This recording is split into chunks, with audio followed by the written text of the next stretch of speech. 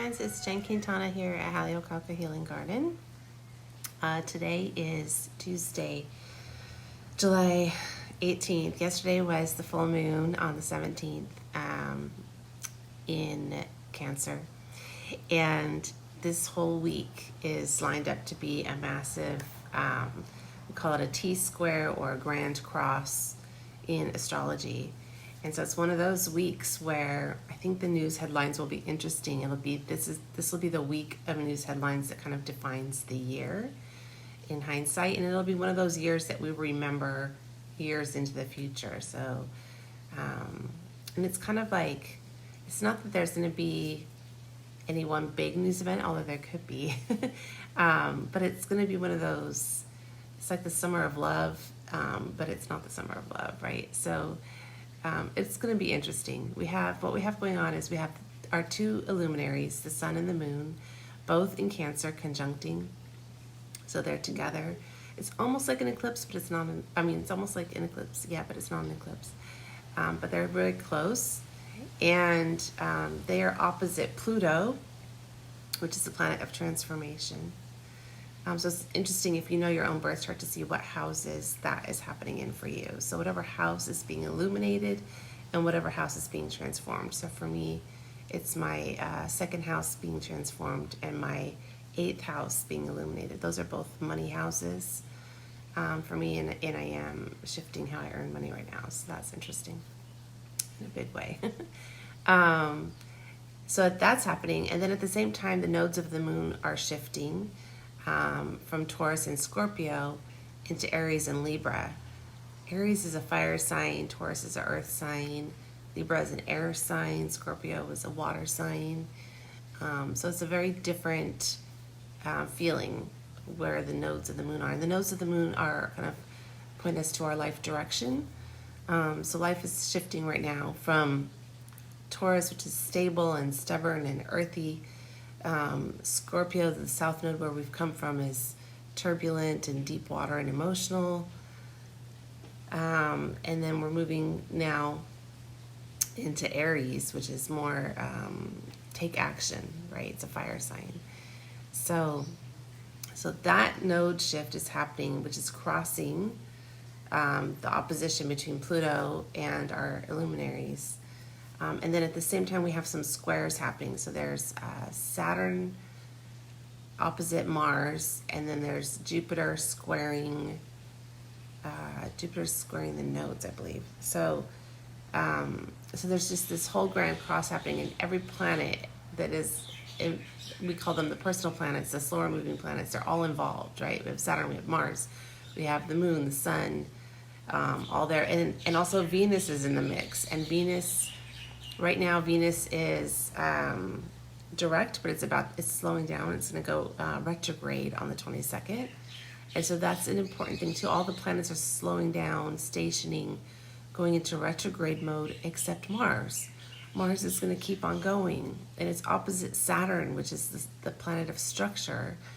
And Saturn, notably, is in Neptune right now, which is, I'm not in Neptune, it's with Neptune in Pisces, which is a very...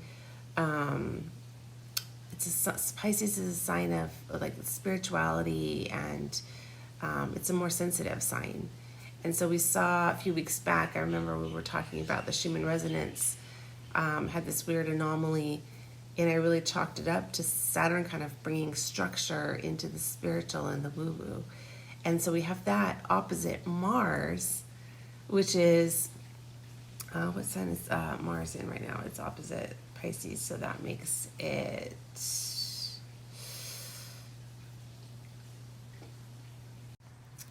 Virgo. So Mars in Virgo is also, I talked about that last week as being kind of like this warrior, charged up from war, coming into this walled city, which is Virgo.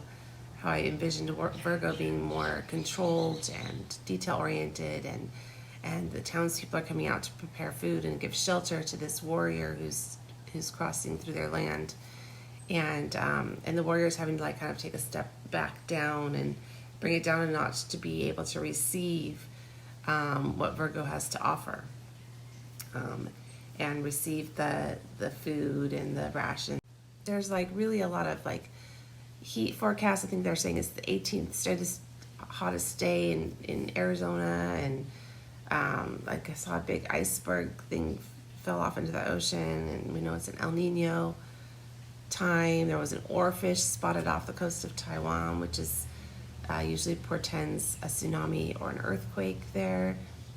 There's a lot of stuff in the news about former President Trump being indicted and facing all kinds of legal ramifications. I saw like the Melendez brothers, who've been in prison since 1996, may have an opportunity to be released. It's really this interesting time of a lot of things being released that are no longer serving us. And so it's interesting to see what is releasing, what is falling away, what is kind of getting shifted. There was this crazy last week, a woman named Carly, I forget her last name, but she was abducted off the side of the highway and somehow managed to escape her abductors. She's traumatized, but she was able to get home. And so we don't know the full story of what happened or who did this, but it's so rare for a kidnap victim in such a brutal kind of kidnapping to be able to escape and find her way home. So there's just a lot of really odd things happening right now, and it feels like one of those kind of, it could be a movie maybe, like of all the stuff that was going on in the world this summer, and all this astrological picture that's unfolding for us is just showing us that there's it's like shaking the Etch-a-Sketch. It's time to start over. It's time to rethink everything. It's time to the other big news story that popped up was like there's this massive lottery in California, like $1 billion or something. It might not be $1 billion, but they're saying it's the largest lottery ever. So there's just a lot of really interesting things going on in the universe. Right now I'm here on Maui, and we have a hurricane headed to the islands. I think it's downgraded now to tropical storm, but we're expecting power outages. So it's just going to be a really wild week. Just stay grounded and centered. Notice what's happening around you. Notice if people are going off the rails a little bit. I think mostly the things that we're going to notice in our own personal lives will be subtle. They will get us into a shift for sure, but it won't be like, hopefully for you, it won't be like a tragedy or a calamity, just a subtle shift, or maybe some really good news coming in, something maybe unexpected, or some ahas and realizations about how you want to live your life going forward. And then also just notice how that microcosm, macrocosm effect happens, and we see things reflecting in the world scene and in the world global politics. I think there'll be some big announcements. Maybe the war in Europe will end. Maybe it'll escalate. I hope it will end. But these are the kinds of news stories that could pop this week. So stay paying attention. All of this Grand Cross, it's notable that it's happening in every sign that it's happening. It happens in an earth sign, a fire sign, a water sign, an air sign. So it's when each of the 4 elements are activated. And also it's happening at 29 degrees in each sign that it's happening in. So Virgo, the nodes are Aries, Libra, and then Cancer, and I think Pluto is in Aquarius, but don't quote me on that. But they're all happening at 29 degrees, and 2 plus 9 is 11, so it's like 11, 11, 11, 11. It's a huge Grand Cross for 11, 11. So it's really highlighting relationships, but it could be highlighting other areas in your life as well, depending on which houses are activated in your birth chart. So if you need help with that, you can message me. I can help you. So that's it. So just pay attention to your relationships, pay attention to everything kind of getting right. Like it feels like things are shifting in a good direction, and more in I think we're moving out of a time where things need to look good to other people and moving more into a time when things need to feel good to us. So that's the shift from the masculine to the feminine. That's we're moving from a patriarchal way of life, from a patriarchal way of being for the last thousands of years into the new earth matriarchy. And so with that comes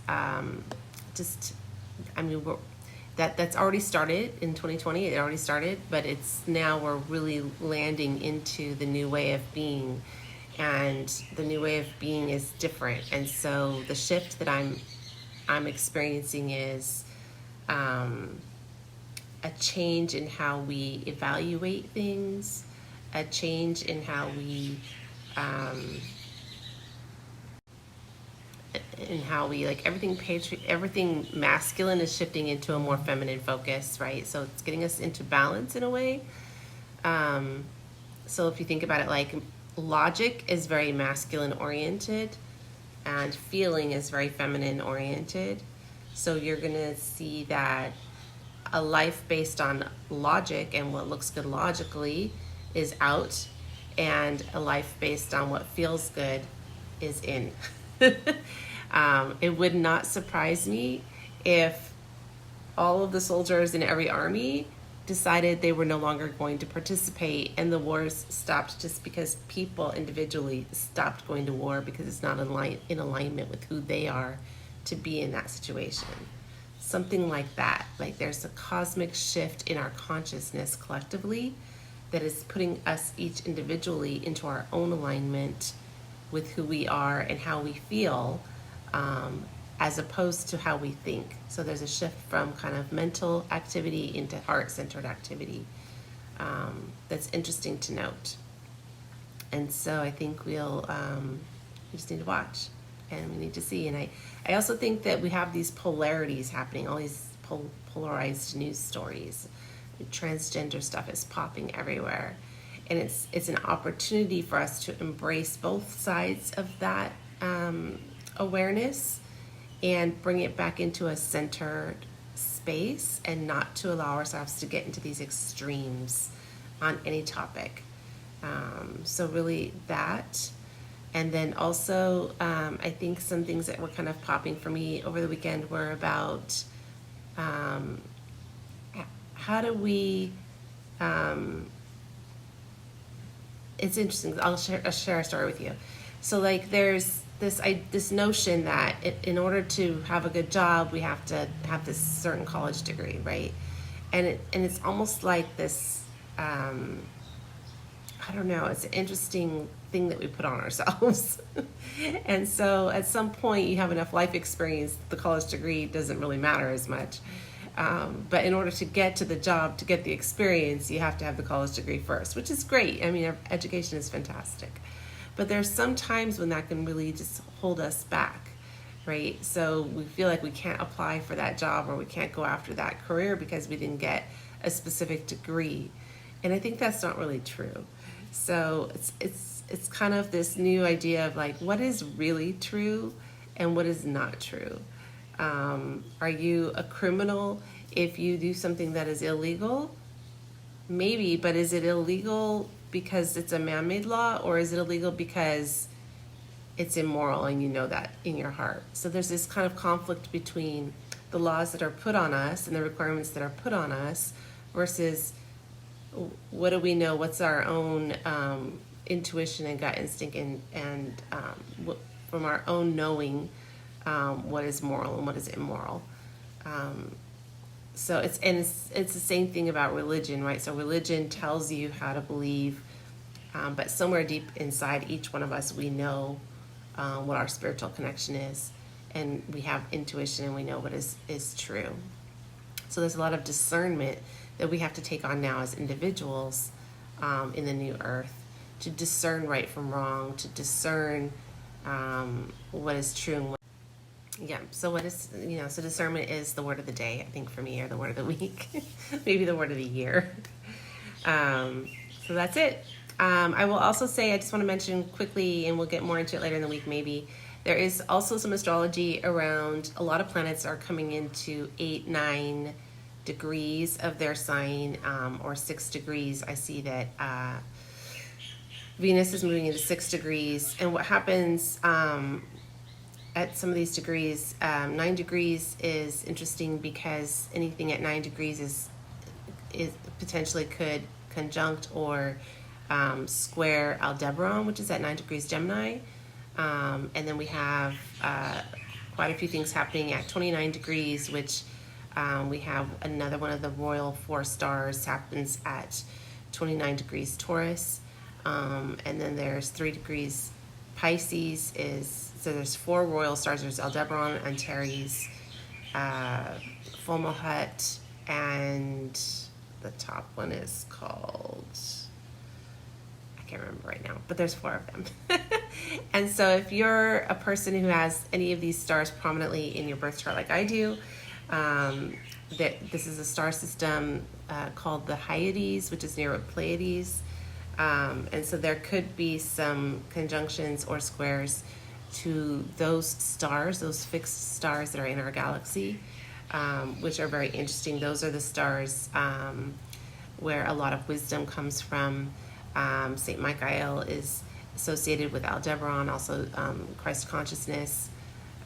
So there's a very interesting correlation, I think, happening right now that is it could be triggering the influence of those stars in your own birth story, your own birth chart. So I know for me that is showing up in my astrology. So if you want to kind of learn more about that, we can dive deeper on that. Just put something in the comments if that's an interesting topic to you. They're called the 4 royal stars. And when you have a connection to one of them in your birth chart, especially a conjunction at a close degree, you could be kind of related to that star system. So there's lots of star systems you could be connected to, but that one is one that I've just kind of noticing that there's some degrees that will trigger anybody that is in that star, has that star alignment. All right, that's it. That's all I'm going to say. It's a wild week. Pay attention, stay grounded, don't do anything rash, just see how it plays out, and try to stay out of the fray. Don't step into the chaos. Have a beautiful Tuesday. Tuesdays are ruled by Mars. Mars is in Virgo, so let's see what happens. If you like this video, please like and subscribe and leave a comment below. Also, let us know what you like and what you'd like to see more of in the comment section so that we can tailor things, bring in more numerology, more astrology, talk a little deeper about things that you might have questions about. Thanks.